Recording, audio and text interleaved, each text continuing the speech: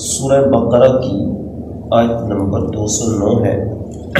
اس سے جو پچھلی آیت تھی اس کے اندر شیطان کے حوالے سے کچھ سنا تھا، اور ساتھ میں اس بات کا ذکر آیا تھا کہ ایمان والوں اسلام میں پورے کے پورے داخل ہو جاؤ۔ اس کے بعد بھی اسی کا ذکر ہے کہ فَإِن زَلَلْتُم مِّن بَعْدِ مَا جَاءَتْكُمُ الْبَيِّنَاتُ، اگر اس کے بعد بھی تم پھسل جاؤ، یعنی اسلام میں پورے داخل ہو گئے، پھر بھی ظاہری بات ہے انسان ہے، اس سے غلطی ہو جاتی ہے، پھسل جاتا ہے۔ تو یہ ارشاد فرمایا اگر اس کے بعد بھی پھسل جاؤ، کس کے بعد کہ جب تمہارے پاس بالکل کھلی کھلی نشانیاں آ چکی ہیں، تو فَاعْلَمُوا، اس بات کو جان لو کہ ان اللہ عزیز حکیم، اللہ جل شانہ زبردست حکمت والا ہے۔ تو بندہ پھسل تو جاتا ہی ہے، غلطی بھی ہو جاتی ہے، لیکن اس میں دو چیزیں ہوتی ہیں۔ ایک تو یہ ہے کہ غلطی ہو گئی، ایک ہوتا ہے غلطی خود کر لینا، تو دونوں میں فرق ہے کافی۔ لیکن اسلام کے اندر اگرچہ کہ یعنی یہ دونوں طرح کی بندے سے ہوتی ہے، لیکن دونوں ہی کی معافی ہے۔ غلطی ہو گئی پھر بھی اللہ سے معافی مانگ لی جائے گی، تب بھی اللہ معاف کرے گا۔ غلطی کر لی پھر بھی احساس ہو گیا تو پھر بھی بندہ معافی مانگے تو اللہ معاف کر دیتا ہے۔ صرف اس میں یہ بات ضروری ہوگی کہ ذرا اس میں بندے کو شرمندگی ہو، اور پھر اسی شرمندگی کے ساتھ اللہ سے معافی مانگے۔ اور جب تک زندگی ہے، سانس باقی ہے، اس وقت تک توبہ کا دروازہ بندے کے لیے کھلا ہے۔ تو مرنے سے پہلے جب بھی توبہ کرے گا تو اللہ کی بارگاہ میں توبہ اس کی قبول ہے۔ پھر ارشاد فرمایا هل ينظرون الا ان ياتيهم الله في ظلال من الغمام والملائكة وقضي الامر والى الله ترجع الامور، کیا لوگ وہ انتظار کرتے ہیں کہ کیا اگر ان کے پاس آسمانوں میں سے عذاب آ جائے جب بادل چھائے ہوئے ہوں، یا اللہ کے فرشتے اتریں اور ان کے حق میں فیصلے ہو چکے ہوں، یہ جان لیجئے کہ سارے جتنے بھی معاملات ہیں سب یہ اللہ ہی کی طرف لوٹتے ہیں۔ اس کے اندر ایک بڑی زبردست بات ہے، وہ یہ ہے کہ یہ جب بادل چھاتے ہیں تو بعض اوقات بادلوں کے اندر سے بھی پچھلی کئی امتوں پر عذابات نازل ہوئے۔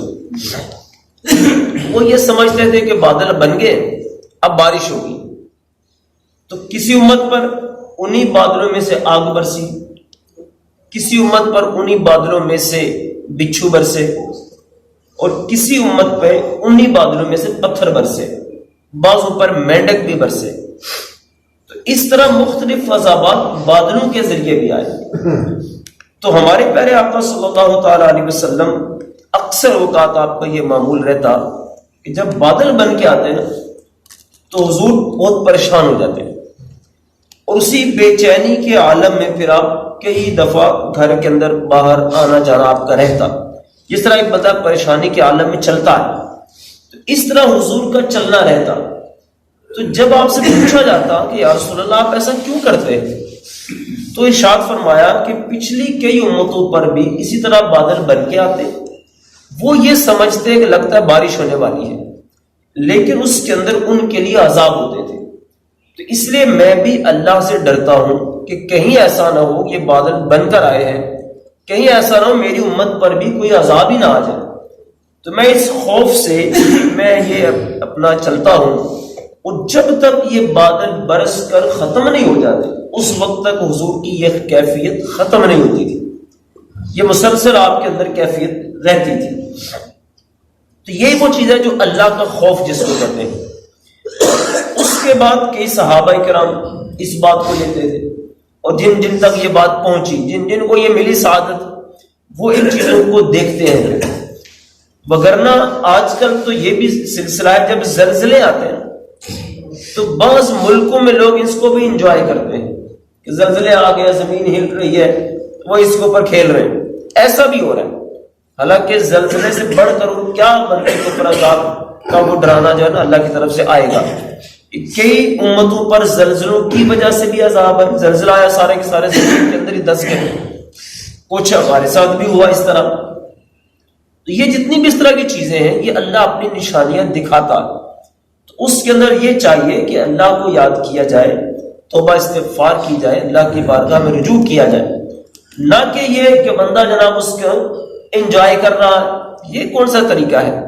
تو بہرحال یہ بادل بن کر برسنا یا زلزلے آنا، یہ سب ایسی چیزیں ہیں کہ جب ایسا کوئی مسئلہ ہو تو بندے کو اللہ سے دعا کرنی چاہیے، جیسا کہ بادلوں کی دعا بھی یہ ہے کہ اللہم سقیا نافعا، اے اللہ ہمارے اوپر اس بادل کو برسا، لیکن اس طرح کا برسا کہ یہ ہمارے لیے نفع بخش بنے۔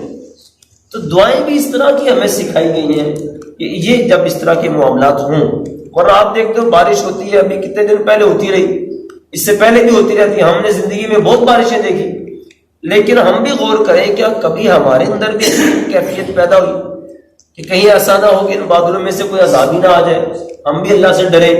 ایسا کچھ دیکھنے کو نہیں ملتا، لیکن خیر معلومات کی کمی بھی ہوتی ہے۔ تو یہ ہے کوشش کرنی چاہیے اس طرح کے معاملات میں بھی اللہ کا خوف ہمارے دلوں میں قائم رہے۔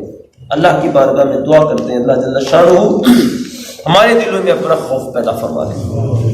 آمین۔